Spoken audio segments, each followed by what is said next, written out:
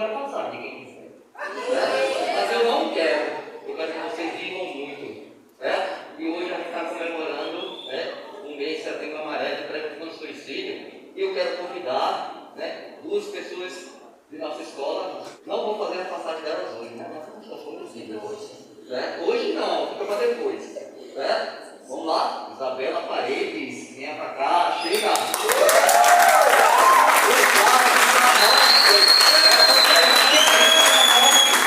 Isabela Paredes, e vem para cá também a professora Maísa, nossa convidada.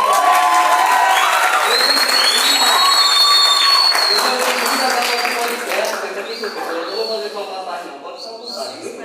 Hoje não, viu? Eu vou deixar a palavra para os nossos alunos do primeiro ano, Heloísa. Ígaro, eu sempre erro esse nome. Mas não se preocupe não, que uma hora eu acerto, aí quando eu acertar eu faço a passagem dele. Valdefia Alma, do terceiro ano, e Eduardo. Beleza? Fiquem com eles ali que eu vou ali fazer a passagem de alguém. Tchau. Bom, primeiramente bom dia a todo mundo, certo? A gente sabe que o tema de hoje é o Setembro Amarelo. E é um mês importante, né? Que é um mês que faz a gente relembrar sobre a valorização da vida das pessoas que têm problemas mentais não. Eita, meu Deus. Que tem depressão, né? Desculpa, porque é complicado. Bom, desde muito cedo a gente vem vendo uma romantização das pessoas que são as pessoas que prendem mais os sentimentos para dentro delas, né? Geralmente a gente vê aí na internet atualmente como os frios e calculistas, que são as pessoas que se inspiraram, inclusive, muito num personagem que é de Thomas Shelby. Não sei se vocês já viram, que eu esqueci até o nome da série agora, se alguém lembra. Peaky Blinders. E desde então vem sendo muito romantizada essa questão de guardar os sentimentos para as pessoas, né, para si mesmo, para evitar falar e externalizar os sentimentos que vocês sentem, né, na verdade, em todo mundo. O que vocês acham disso?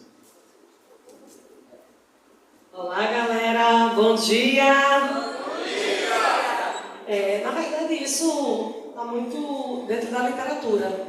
A literatura, ela romantiza a melancolia, faz parte da literatura observar a poesia da tristeza, a beleza da tristeza. E por conta disso, as séries, os filmes, os livros, eles trazem de forma bela tudo que é melancólico, bucólico, o triste. E os jovens, eles têm lido muito. Apesar das pessoas acharem que os jovens leem pouco, isso não é uma verdade. Os jovens leem muito e veem, enxergam essa beleza. E tem uma coisa interessante, eles veem familiaridade, eles se enxergam nessas personagens e também começam a enxergar beleza nessa vida mais triste, mais solitária. Então é muito comum que hoje em dia também isso seja expandido e levado para dentro de casa, para os jovens. É uma coisa boa porque eles começam a se aceitar como pessoas tristes. O lado negativo é que essa tristeza, essa solidão, essa dispersão faz com que haja uma crescente na depressão entre os jovens. Inclusive, o grupo que tem essa maior assistência, esse maior cuidado, é o grupo de 15 a 29 anos, que é justamente da juventude. Ou seja, a taxa de depressão, a taxa de suicídio e a assistência que é prestada no Setembro Amarelo é justamente para esses jovens que se acham, assim, acham beleza, acham uma coisa interessante nessa melancolia. E é muito importante que, por mais que a gente ame a literatura, a gente saiba identificar quando isso aí é uma patologia, quando entra para um outro lado, que não é mais apenas literário, mas que é risco à saúde e à saúde pública. Olá, gente, bom dia. Bom dia! Para contribuir, com o que a professora Isabela trouxe, eu acho que na economia, no sistema capitalista, a gente tem duas perspectivas disso. Por um lado, a gente tem uma supervalorização da alegria. Então, a gente vê essa positividade tóxica sendo propagada nas redes sociais. Isso também traz um efeito negativo, A gente tem que esconder, sublimar os sentimentos, mas, por outro lado, tanto a felicidade quanto a tristeza também é mercadoria. Então, a gente consegue vender livros, a gente vende músicas, a tristeza ela vende estilos de vida, ela vende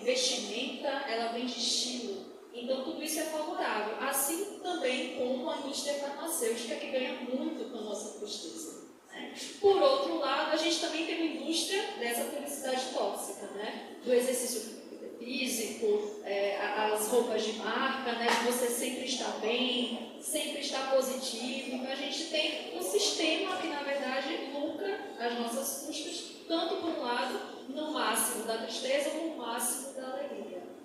Mas tudo isso é sempre propagado nas redes sociais e, como a Isabela falou, né, tem-se a ideia de que o jovem lê pouco. Na verdade, ele lê bastante. Só que aonde esse jovem está tendo esse acesso? Né? Onde ele está consumindo esse produto de leitura? Nas redes sociais, no TikTok, quais são as ferramentas?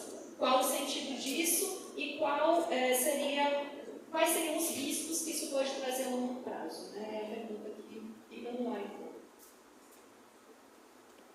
Eu queria dar início à minha primeira fala perguntando se vocês já deram uma palestra e o que vocês acham sobre essas palestras Setembro Amarelo. Porque tem muita gente que acha que não vai mudar em nada, mas isso já mudou a vida de muitos jovens, entende? Por entender a história do Setembro Amarelo e entre outras coisas.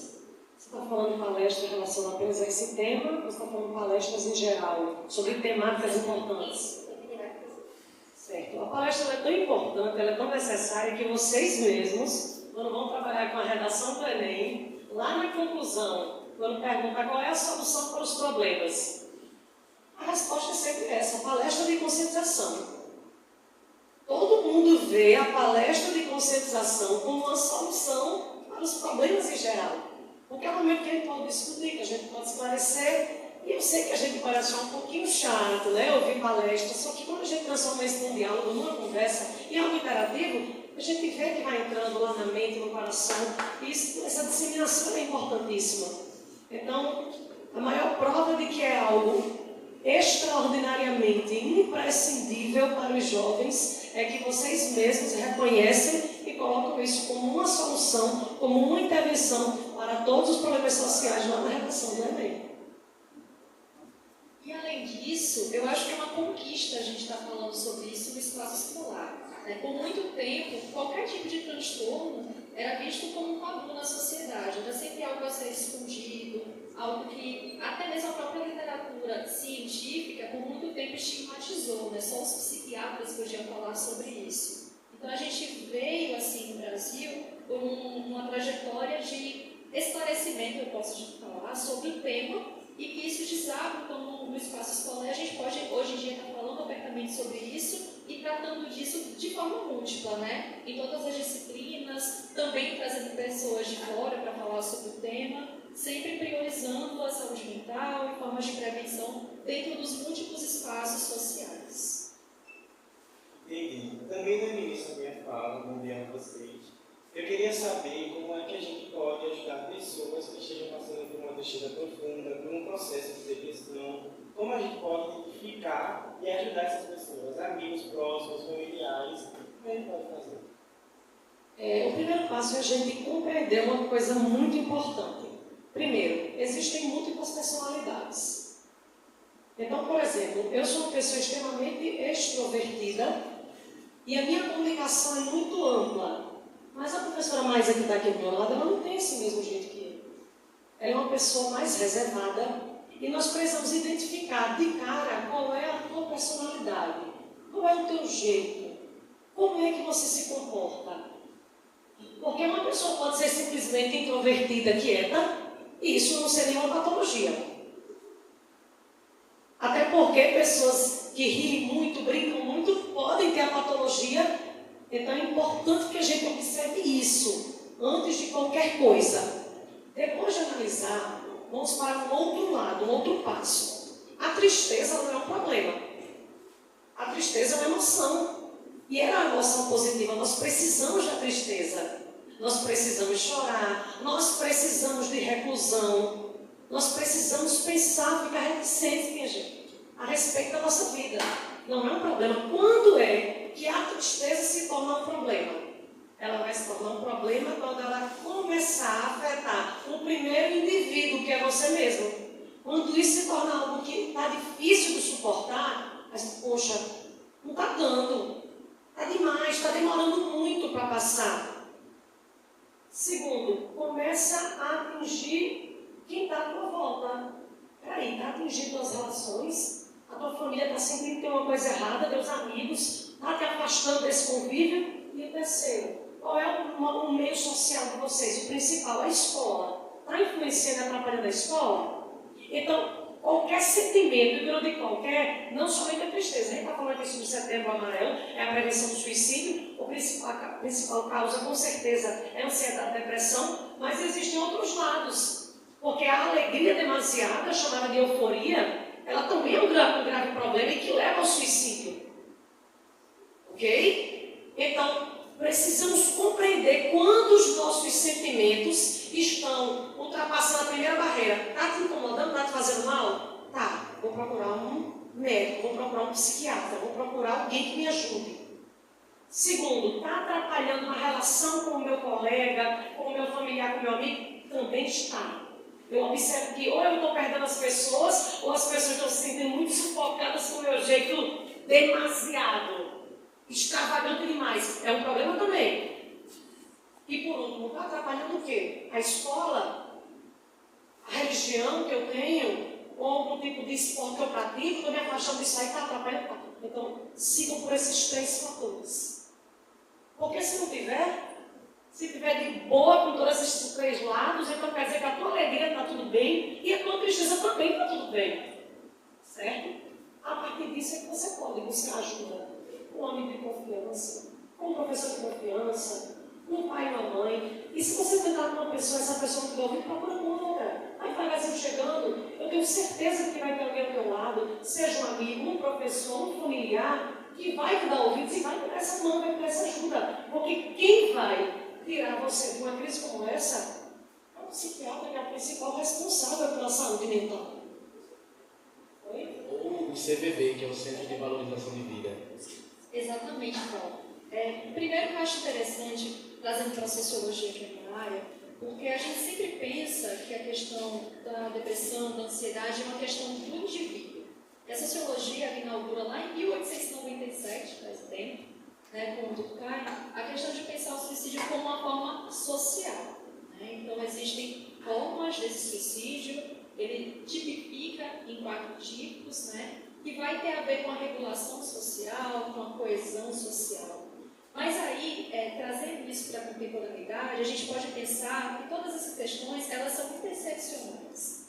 A pessoa sente alegria ou tristeza e é atravessada por questões de classe, de gênero, de raça. E aí eu trago a atenção também para o espaço escolar, pensando no bullying, nas violências que acontecem aqui e em outros espaços, Então, tudo isso pode causar essa tristeza demasiada. Como a professora já falou, a gente chama atenção, a gente presta atenção quando isso atrapalha dimensões da nossa vida. E aí, sempre houve, na verdade, um estigma voltado a profissionais da saúde como psiquiatra, Antes se ouvia dizer, é coisa de doido, Até mesmo a terapia antes também era estigmatizada como psicólogo. Mas a gente tem outros mecanismos, Primeiro, acho que a gente precisa estar atento, saber observar, porque nem tudo é depressão, nem tudo é ansiedade.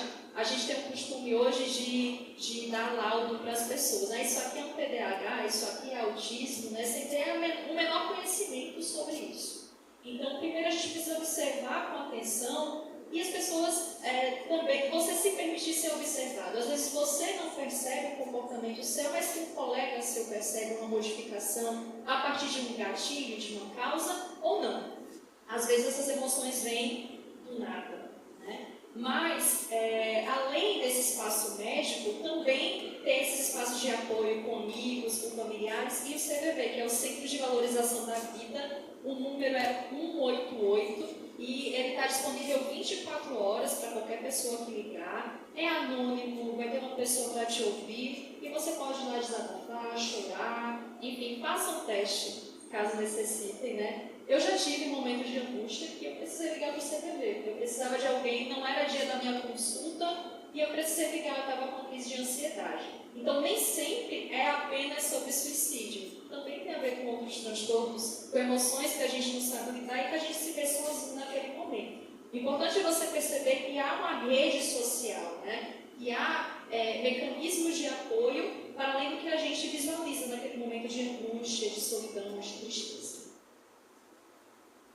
já que a senhora tem ensino da sociologia, né, algo mais puxado da sociedade e tal, a gente sabe que desde o passado tem sempre um estigma muito relacionado aos homens. Hoje em dia, em pesquisas, é afirmado que 78% dos casos de suicídio são da parte masculina. Então, o homem ele tem tendência a se matar mais, já que desde antes na sociedade é imposto sobre a gente que a gente deve ser o provedor e o forte. Então, o homem ele não demonstra sentimento. Logo, isso leva a gente a desabafar mais, falar menos, desabafar menos, e acaba perdendo tudo isso para a gente. Resultado disso, 78% dos casos de suicídio são homens, isso nos estudos mais antigos.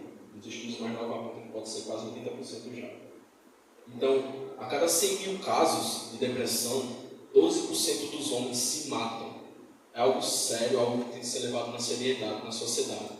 Então, esse problema, ele já é algo social, trazido desde antes. Então, o homem ele tem que ser forte, o homem ele não tem que demonstrar, o homem não tem problema, ele tem que resolver os problemas dos outros.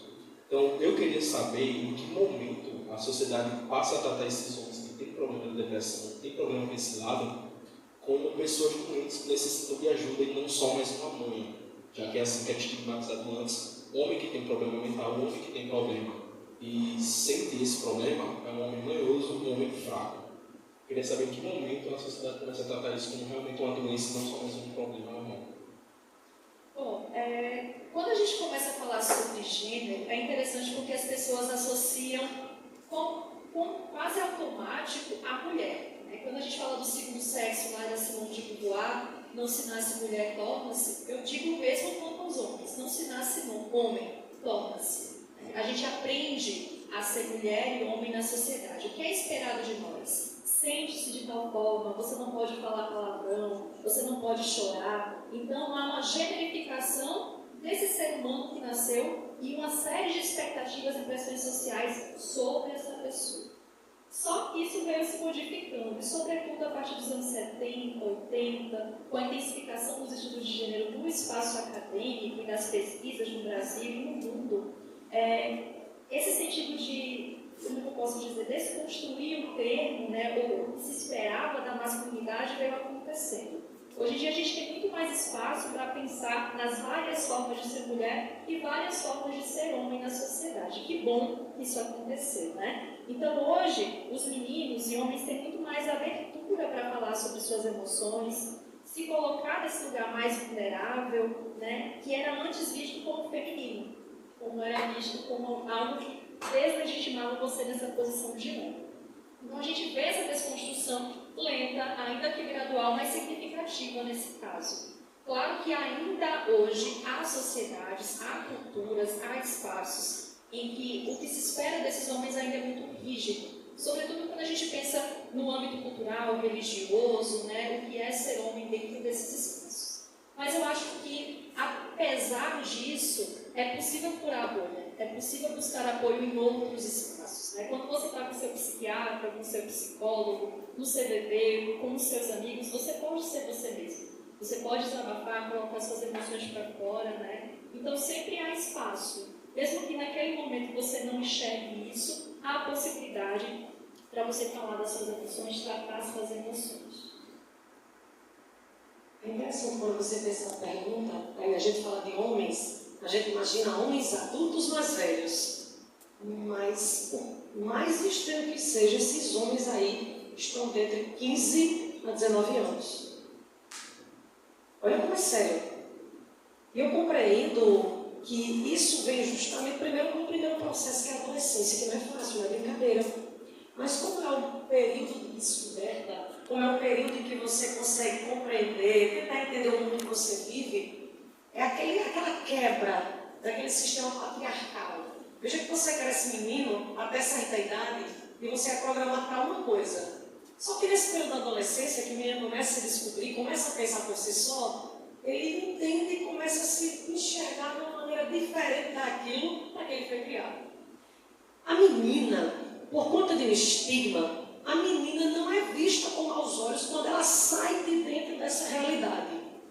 Ela pode até sofrer o preconceito, ela pode sofrer aquela pressão, mas justamente por conta de estigmas, existe uma romantização, existe uma beleza em tudo que é feminino. Para o homem, não.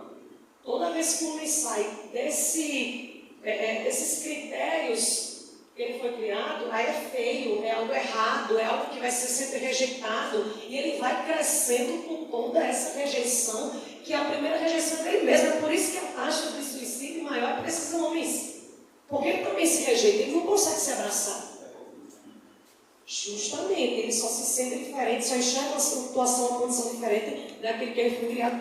Ainda tem uma outra situação. Muitas vezes não é nem que ele tenha pensamentos distintos ou orientações diferentes. É simplesmente porque é uma pessoa sensível.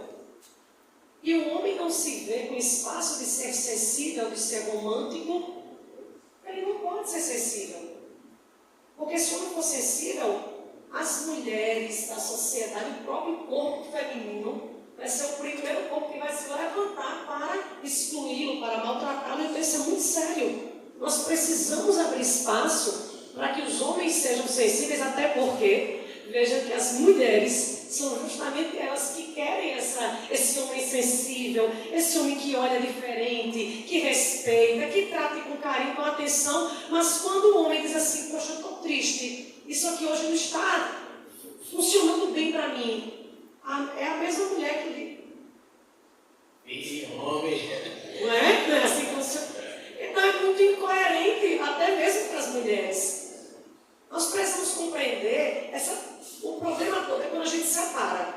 Quando a gente separa, Marisa, é homem, é mulher, é branco, é preto, é rico, é pobre. Quando a gente faz essa distinção, se olhar para o outro com um olhar de empatia de ser humano, começam a crescer esses problemas.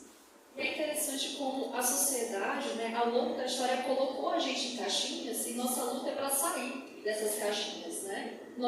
Tudo bem que a gente fala classe, gênero, raça, mas a gente observa assim para poder entender um quadro social, uma estatística, compreender um fenômeno social. Mas não que a gente quer colocar as pessoas, você é isso, você não é mais outra coisa, é apenas isso, né? E é interessante também porque a gente observa toda uma romantização não só da tristeza, mas das relações, né? A gente vê nos filmes românticos como é o cara, né, que aparece lá, é o bad boy, ele é um cara sem emoção, só que aí ele conhece alguém e essa pessoa faz ele ter um pingo de sentimento, nossa, redenção dessa pessoa, né? E aí a gente percebe que a construção das masculinidades e feminilidades também no cinema, na música, ela também é bem tóxica, bem problemática. Isso até reforça as ideias, né, do que é ser homem e ser mulher na nossa sociedade. A gente sabe que é muito mais amplo do que isso, né? E há espaço, sim, para a gente pensar nessa pluralidade, diferente de outros espaços que, apesar de parecerem, de vender nessa cultura pop, que são abertos, que são diversos, né, que são maravilhosos, mas não é bem assim. Continuam reforçando ao longo da história esses quadros do que é ser mulher, da menina que gosta de ler livro, delicada, da feminina, esse arquétipo, né, como a Isabela falou, e também do que é ser homem, do cara forte, dos esportes, né? E se você não gosta disso, talvez você não seja tão assim. Porque esse arquétipo ele é lá de trás, né? Na antiguidade clássica. É um arquétipo greco-romano de que o homem é um deus grego, forte, sarado, que tem aquela postura, aquela presença. E olha como isso é antigo. E como prejudica ainda hoje. Que posteriormente, quando vem o ideal patriarcal, né, um outro arquétipo surge, se une a esse e de repente a gente encontra uma sociedade que a gente tenta. E essa tentativa, ela precisa muito de vocês. Porque vocês é quem vão transformar, vocês já estão transformando. Porque quando vocês mudam a mente hoje aqui, começam a aceitar o outro pelo seu sentimento, abraçando a sensação do outro, você enxerga que o outro, quando é abraçado, ele simplesmente consegue também se aceitar. Por mais que a gente fale que é importante se aceite primeiro, se aceite, não adianta. Nós somos seres sociais.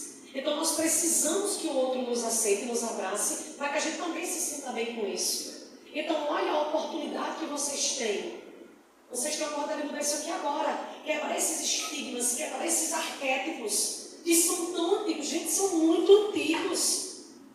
Não só são 2000 anos, são muitos milênios anteriores a 2000 anos. Isso tudo está sendo construído. Então precisamos também abraçar essa ideia de modernidade em que todo mundo tem o seu espaço e precisa ser abraçado. Porque se eu sou abraçada pelo meu próximo, aí você simplesmente começa a deixar assim, dispersar esse sentimento que ele é mais negativo, só que doentio. E você simplesmente vai passar pelas emoções de forma saudável. Então é aí o caminho para que a gente comece a curar as nossas emoções.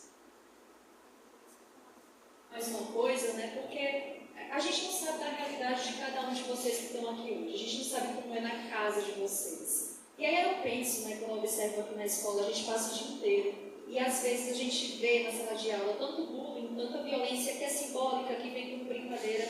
Mas será que vocês ainda não perceberam que vocês têm que transformar esse lugar como um lugar seguro? Porque agora que eu estou com um projeto de vida, né, eu também escuto muito da história dos estudantes. E às vezes em casa não é seguro para você ser você mesmo. Então aqui, vocês têm que transformar aqui, esse lugar, como um lugar seguro, de escuta, de acolhimento, sabe? E de denúncia também, quando necessário. Bom, eu só quero sintetizar um pouco aqui que o Setembro Amarelo foi um título que surgiu em 2014 e que a gente sabe que o Setembro Amarelo enfatiza negócio de suicídio, principalmente depressão e ansiedade, mas como a professora Isabela disse, tem outros transtornos por aí por trás.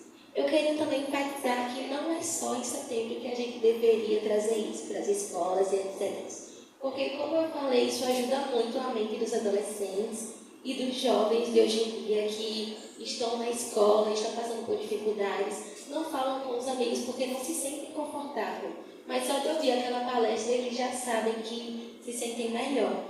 Então, eu queria trazer uma pergunta pessoal aqui para as duas professoras. Eu queria saber se vocês conhecem alguém que está passando por dificuldades. Isabela fugiu de perguntas pessoais.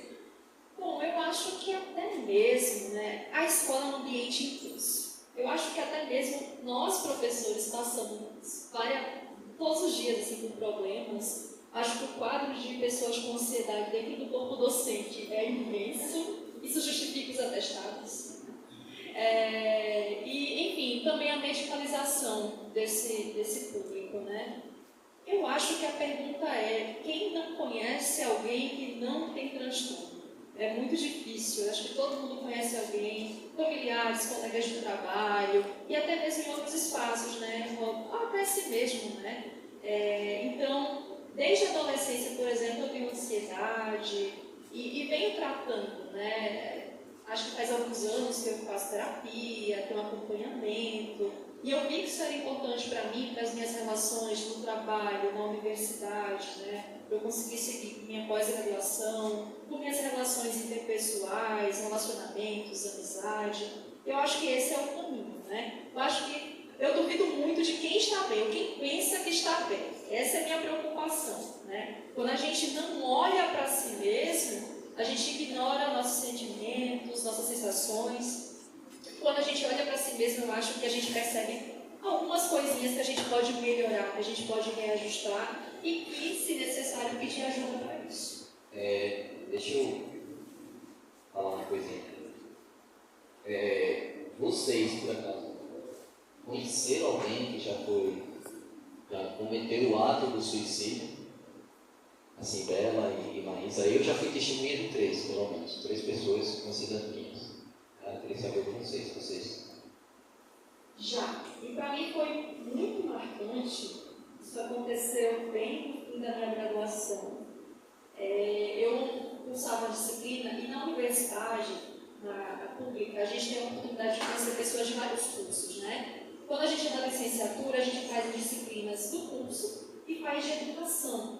E aí, com isso, a gente paga a disciplina com qualquer curso, né? As pessoas de letras, matemática. E eu conheci uma menina de história. O nome dela era Tainá. E ela era uma pessoa maravilhosa, assim, muito pra frente, muito inteligente. E a gente fez a amizade, né, a princípio. Então, a gente se dava muito bem. E ela chegou a desabafar comigo que ela era lésbica, mas a família, ela veio de uma família de militares e que eles não aceitavam isso, né? Então ela passava, sempre ela chegava, toda semana a gente se encontrava, tinha semanas que ela estava bem, tinha semanas que ela não estava muito bem, e ela estava num relacionamento. E eu não imaginava que a família dela fosse descobrir que isso fosse ser muito explosivo. Acabou que, numa sexta-feira, eu a reencontrei na praça, na UFPB, e a gente se abraçou. Eu percebi que ela estava triste e ela me deu um abraço muito apertado. E pronto, depois disso, eu fui para minha casa e fiquei com aquela sensação estranha, mas eu estava com pressa naquele dia, então eu ia para casa e ela ia ter um compromisso também. Então a gente se viu, tal. E quando foi, na outra semana, ela não foi, né, para a aula, que era na segunda-feira. Daí eu entrei nas redes sociais e eu não sabia, mas eu seguia o primo dela no Instagram. E estava lá, luto pela pessoa, né? E foi quando eu fui conversar com ele e ele me explicou toda a situação.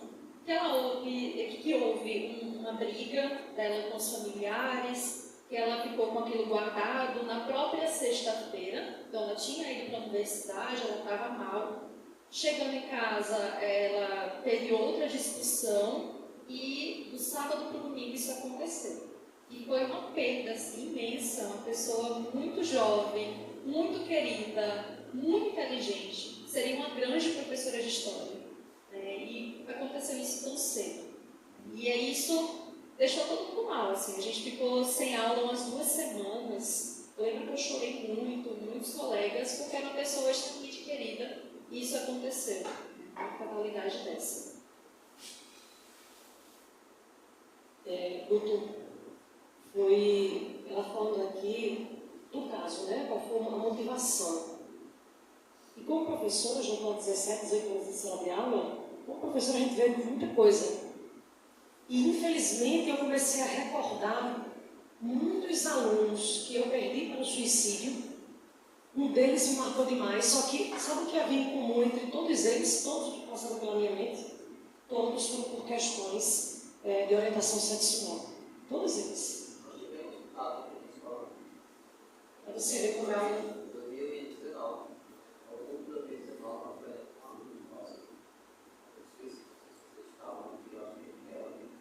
Eu tinha acabado de chegar, estava chegando.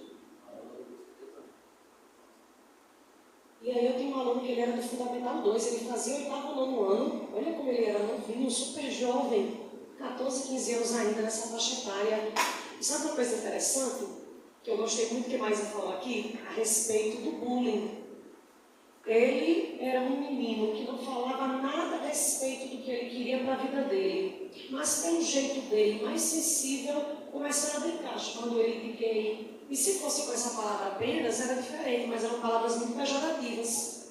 Eram brincadeiras tão chatas, e ele dizia assim, naquele processo de aceitação, não sou, não sou, e essa brincadeira começou a se tornar algo tão sério, tão difícil para ele. Foi tão normalizado por toda a escola, essa brincadeira e essa liberdade, que na verdade é uma violência e é crime. Que esse menino, um certo dia, faltou um dia, outro, mãe está triste, simplesmente não voltou mais à escola. Então é algo que a gente precisa refletir, porque essas brincadeiras elas precisam ter um limite. E eu vou dizer mais, muitas vezes a pessoa que está sendo alvo da brincadeira pode sorrir. Pode ficar sorrindo, balançando a cabeça como se fosse um dizente. Estou gostando, não, é besteira, não ligo não. Liga sim. Sabe por que liga? Eu era uma adolescente que eu não era gordinha, eu não sou uma pessoa gorda, muito cheinha, mas eu não sou uma pessoa magra. Sabe aquela pessoa que é mediana? Eu sempre fui nesse corpo. Mas quando eu fazia o ensino médio, todo mundo gostava de me chamar de gorda por conta disso. Porque todo mundo era muito magro. E quando fazia essa brincadeira comigo, Tebete, eu só fazia sorrir e balançar a cabeça. Eu estava odiando. Eu estava detestando. Para mim, aquele ambiente era hostil e eu me sentia mal. E eu não queria ficar com aquele grupo porque eu me sentia mal por isso. Então, quando eu vejo alguém com liberdade com outro colega e o outro colega está rindo, balançando a cabeça, eu só lembro de mim, que não tinha coragem de dizer, gente, eu não gosto de mexer assim. Me respeite. Hoje eu consigo fazer isso. Mas quando a gente é adolescente, a gente não consegue. Então, respeite o colega, independente de ele estar rindo ou não. Porque se a gente compreende que a maior taxa de suicídio é entre jovens, o primeiro grupo é de 15 a 19. O segundo grupo, não são adultos não, é de 10 a 14. Homens, a maioria por questões de gênero. Então, o mínimo que a gente tem que fazer é ter empatia e olhar para o outro com um pouco mais de cuidado, com um pouco mais de respeito. Responder a pergunta. Passando a oportunidade de falar agora para a aluna Maísa, que está ali na plateia. Oi, gente, boa tarde. Vou falar aqui sobre o Setembro Amarelo, porque eu, como estudante de enfermagem, eu já tive a oportunidade de estudar sobre psicologia. Mas eu quero falar como mulher, como estudante e como pessoa diagnosticada com depressão e tentante, inclusive.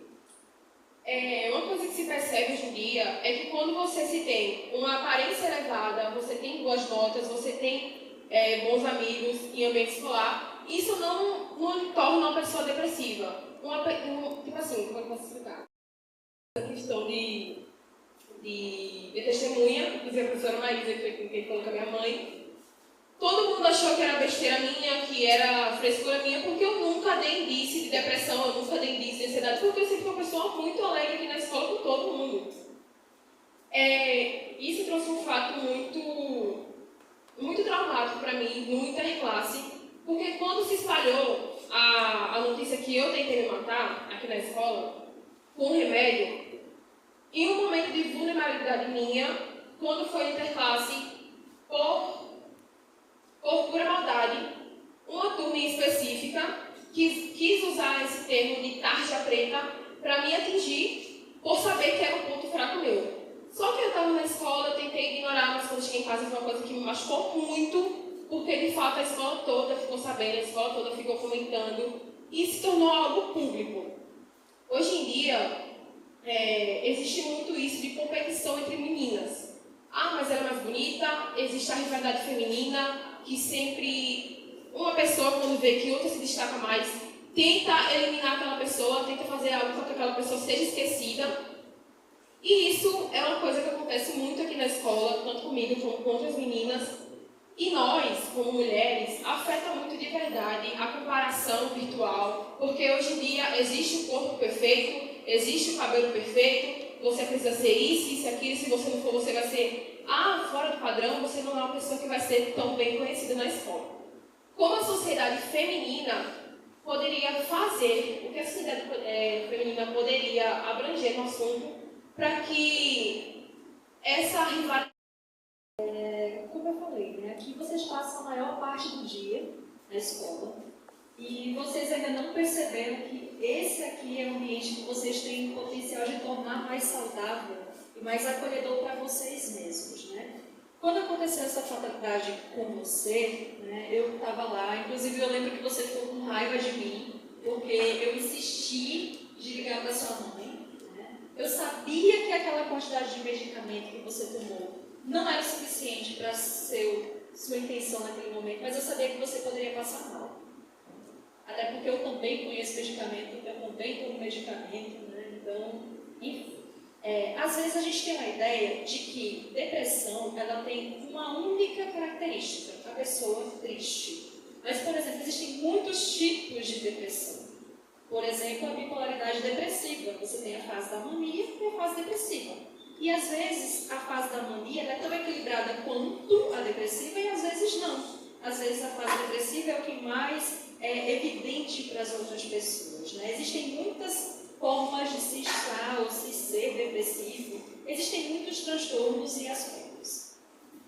Mas, pensando na rivalidade feminina, primeiro que é bem controverso isso, eu acho que ao longo da história, a ordem, o sistema patriarcal tentou nos colocar umas contra as outras. Não que naturalmente sejamos rivais umas das outras. Primeiro, rivais com o quê? Com os querubins maravilhosos que a gente deseja e quer muito, né? Então, assim, né?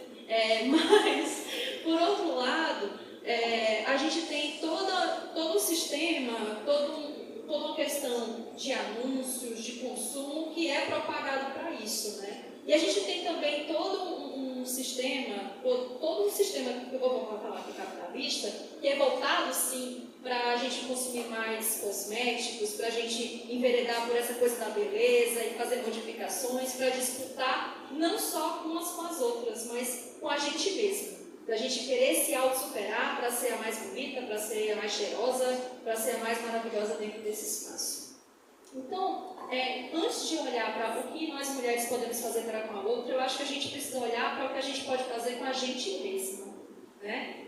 Será que a gente precisa investir tanto assim em cosmético, em outros materiais, em procedimentos estéticos para a gente se sentir bem com a gente mesma? Será que para a gente se sentir bem, a gente não precisa olhar para outras profundidades, outras dimensões nossas que são ainda mais significantes do que o exterior, né?